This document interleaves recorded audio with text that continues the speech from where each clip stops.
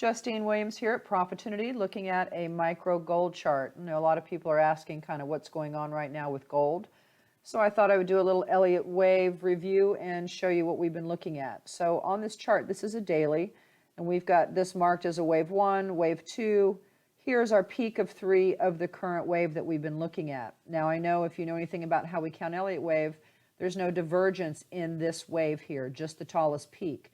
So these two lines are showing between where that particular subwave started and where it finished. If we were to go to a smaller time frame, such as a 60-minute chart, and here's that same wave on a 60-minute chart, right, we're looking from this point here, right, to here. And what we were looking for is divergence. So in this wave, we've got a 1, 2, 3 of 3 here because our tallest peak, 4 and 5. So there is divergence on the AO between here and here, and price here and here. So that particular peak that we have on the daily chart did have divergence when you broke that down. Now, since that point, one of the things that we know about gold and silver, they tend to have very long and difficult corrective waves. And I will show you a longer term chart at the end. But currently looking at where we are, we have what I believe is a 5-wave A, we have a B wave, and then we had a long C wave down here that ended about 1677.7. So at that point, then we weren't sure because we had several other points. We needed C wave to go past A, right? So as soon as we got past that here, we started looking for the end of C. Now, if we expand this out, we notice here on the chart we had a bullish divergent bar. It didn't work here. We have 2 fractal buys, and we have another bullish divergent bar here for entry. But as we look at this wave, we have a 1, 2, and then we come in here for a 3, little 4, and a quick little 5th wave at the top. So we have 5 subwaves in this first wave up. And if we're correct, then we're going to have a wave 2 that follows. So wave 2s tend to retrace much faster in time and in price.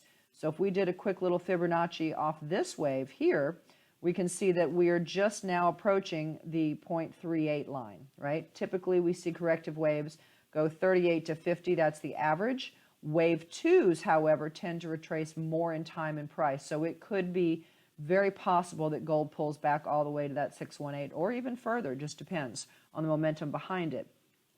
But the most important point is that we did see the end of the C wave. We were ready for this next impulsive wave, and we're not surprised by this corrective wave.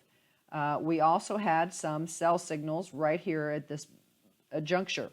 Right, we had several sell signals, either again for a reversal or possibly to take your profit had you gotten in here on this chart coming up.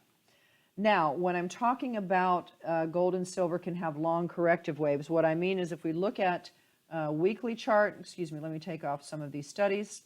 We look at a larger time frame, we're going to see that that is what happens many times.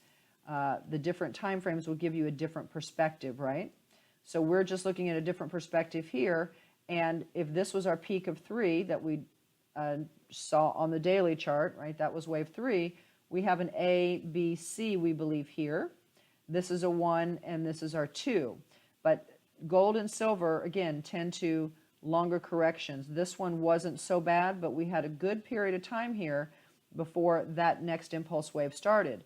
If we look back in time, gold had a 20-year corrective wave, right? And I don't think we're going to see that again, obviously, but we did have a very long corrective wave in gold. So currently what we're looking at is this wave 2 coming down.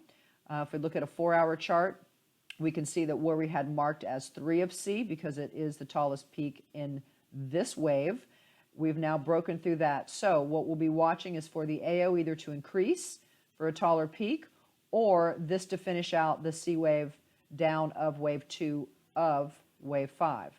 At that point, gold typically when it hits a bottom, if we look over here, when these corrective waves end, gold usually comes out very quickly. So don't be surprised once we finish this wave 2 down that we're going to have a very fast wave 3 of wave 5 up, and it should take out that last high we had here at 21.03 an ounce. So we'll check back next week to see where we are. If you have any questions, of course, contact our office, traders@profitunity.com, or check out our website, www.profitunity.com, if you'd like to learn more about how to count the Elliott Wave. Make it a great day.